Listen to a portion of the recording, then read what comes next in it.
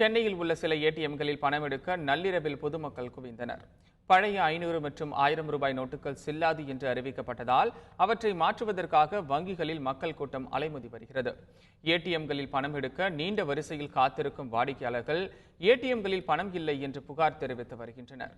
இந்நிலையில் சென்னையில் உள்ள சில ஏடிஎம்களில் நள்ளிரவில் பொதுமக்கள் அதிக அளவில் குவிந்தனர். டாக்டர் ராதாகிருஷ்ணன் சாலையில் உள்ள ஒரு ஏடிஎம்மில் குவிந்த மக்கள் நள்ளிரவு நேரத்தில் கூடுதலாக பணம் எடுக்க முடிவதாக தெரிவித்தனர்.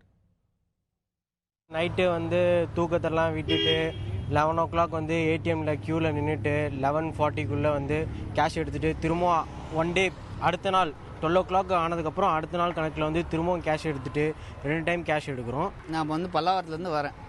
இப்போ நைட்டு ஓட்டணும், இது பணம் எடுக்கணும்னு சொல்லிட்டு தான் இப்போ நைட்டு ஓட்டுறவே வந்தால் இந்த பேங்க்கில் தான் இப்போ கம்மியாக இருந்தது கூட்டம். அதுக்காக நான் இப்போ 2வது ட்ரிப்பு 11 மணிக்கு எடுத்துட்டேன். இப்போ 2வது ட்ரிப்பு 12 மணிக்கு எடுத்துகிட்டு ஒரேடியாக போயிடலாம் அப்படின்னு நிற்கிறேன். அப்படி பார்த்தீங்கன்னா முந்தானத்து பார்த்தீங்கன்னா என் பையனுக்கு உடம்பு சரியில்லை. எடுத்துகிட்டு போய் 500 ரூபா நோட்டு கொடுத்தா ஹாஸ்பிட்டலையும் பார்க்கல.